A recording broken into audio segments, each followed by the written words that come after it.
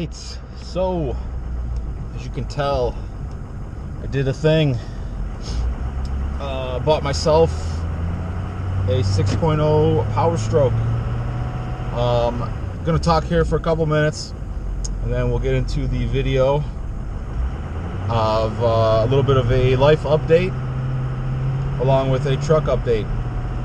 So some of you might have noticed that the landscaping business is no longer full-time. Towards the end of 2018, I was approached by someone who offered me a full-time job. This job is for a construction company, working about 85% of the time in the office. When I do get out of the office, I'm still not doing any manual labor. So more or less, it's a complete 180 of the landscaping business. The landscaping business was very good to me financially. However, it was taking a complete toll on my life-business balance.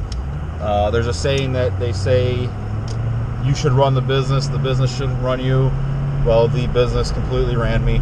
I was working probably 70 to 80 hours a week every week through the season, and then snow plowing, you know, as you guys may know, is completely unpredictable, so you never know when you're working. You always have to be available. And also, I just kind of thought to myself, hey, I'm at a point in this business where I either really have to go for it or stay the same as a one-person show owner-operator. I did not want to grow it into a large business. So everything just kind of came together, and I said, you know, this full-time opportunity is not only best for my family, but is best for myself. I've been there for about a year, a little less than a year, maybe 9 months, and it's been a great job for me. I do truly enjoy it. It's not as completely satisfying as owning your own business, but it's also nowhere near as completely depressing as owning your own business. And you guys that own your own business probably know, what it does on you mentally to own a business. So the nice thing is I'm done at 4 o'clock every day. One of the clauses with the business, or with me going to this new job, I did tell them, hey, I want to still run the landscaping business and the snow plowing business on the side. I don't know for how long, but I want you guys to be aware that I will still be doing that. They were completely fine with it, so I am still doing the landscaping, the snow plowing on the side. So it's been that's also been very nice too, because I get out about a night a week, mow lawns, throw my headphones on, completely zone out, and I get to actually enjoy cutting grass again instead of being so stressed out on trying to fit 45, 50 properties in 3 days, along with landscaping jobs and calling customers back and doing paperwork and blah blah blah. Now just put my headphones on, zone out for a couple hours, and then it's nice. I can look back and say, wow, this lawn actually looks really nice. I have some time to myself. So going to the landscaping business, like I said, I'm cutting about 6 houses a week. I do a job or 2 a month, and then my snow plowing, I kept about 30 residential properties and 1 commercial lot. To get to this truck, I've always wanted one of these 6.0 Powerstrokes. Now I know someone's gonna say that they're the worst engine out there, blah blah blah.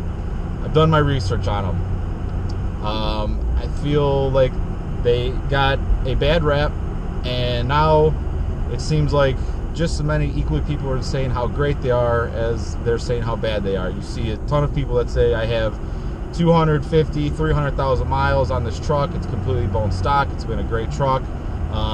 You do also have the people that have had their fair share of problems with them. So when I was looking for this truck, which I have been for about the last 5 or 6 months, I was looking for a couple things. One owner,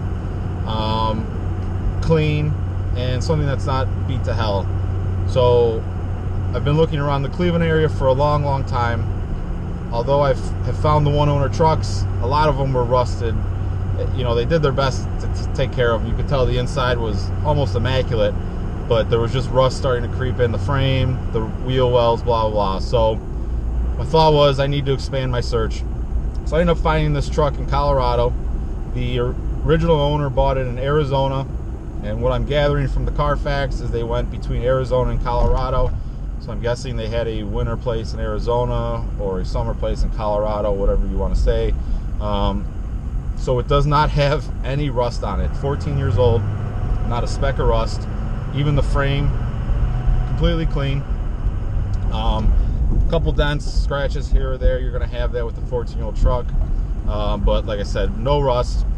Another thing, it's a one owner, original owner, owned it for 13 years, 8 months. So my thought process with that was, if somebody can keep this truck for that long and keep it clean, I'm hoping that they kept up with the maintenance of it. Now, you never know. So what I'm going to do is I'm going to completely start this truck from brand new. I'm going to do an oil change today, oil filters, fuel filters, air filter, all OEM, because I know this truck loves the OEM stuff. And then I'm also going to do in the near future a complete coolant flush on it, again using all OEM parts. The plan is to keep it completely stock until I need to do any type of upgrades. I may throw a coolant filter on there. I may put a scanner on there, not a chip or a tune, but a scanner to kind of monitor everything. But other than that, it's going to be completely bone stock. The plan in the future then is to sell the 2017 after plowing season. As good of a truck that is, and as much as I love it, when I had the business, it was great to have. Now it's just kind of a monument sitting in a parking lot, and the payments are just way too much. I cannot justify paying what I'm paying to have that truck sit in a parking lot. I will also be done snow plowing after this year. Been doing it since I was 19. I think I got 13 or 14 years in. I am done. I am worn out. I don't want to chase snowflakes anymore. So I don't need that truck anymore. This truck will not have a plow on it. It will still be used for landscaping, but I am done plowing after this year. So we're gonna go out today. I got to get a couple tools for this oil change, and then we'll catch up with you guys in a little bit.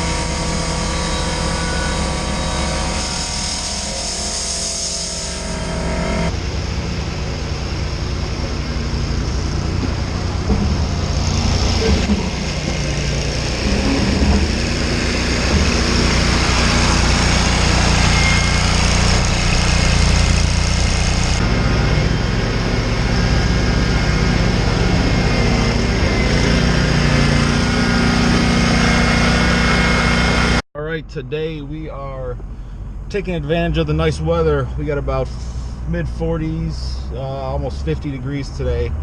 So I never got my mowers completely ready for the winter. They're still dirty. Never filled them up with fuel or anything like that. So taking advantage of today, gonna wash those off, get them fueled up. I got a flat tire on each mower, so we're gonna take those off and get those up to the repair shop over the winter and store them up. So we will that's what we'll be doing today.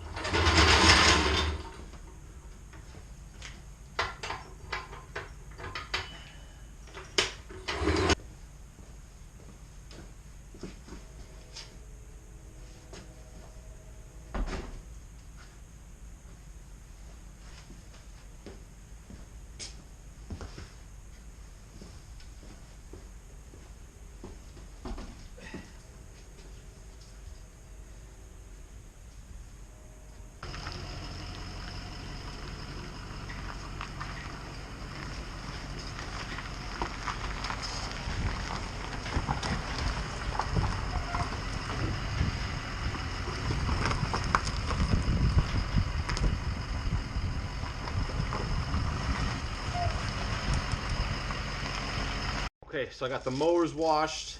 I don't know why it didn't take a video of that, but I got them washed, fueled up. I got the fuel stabilizer in them. I have the two wheels off that I need to get replaced, and I have them stored where I want them for the winter. That way I can have this area here to work if I need to, or pull one of those out, and I got a whole area to work on stuff. So last thing I'm gonna do today is gonna work on the truck. It has a block heater on it, but does not have the cord to plug it in. We've actually had a couple cold days here, about 10 degrees, starting it up in the morning. It starts really nice, but anything I can do to maybe help that thing start in the morning, I'm going to do. So I'm just going to install this cord really quick and call it a day. I'm under the truck. Ideally, I want to run this thing down the frame. It's a fairly simple install. The hard part is just running it from the block heater to the front of the truck, so you don't one, touch anything that's hot, or two, lay this thing between any pinching points of this steering. So just trying to run this down the frame. I don't know if you can see,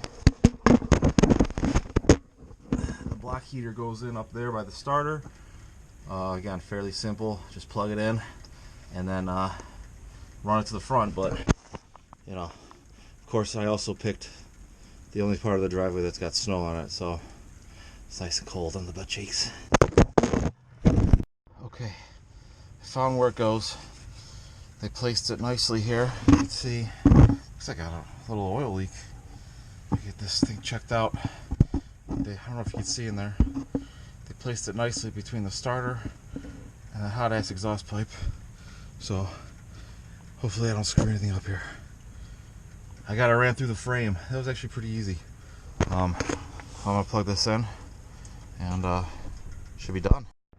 It's in. Now I'm just gonna pull the slack out. I only burnt my hand once, and then should be done.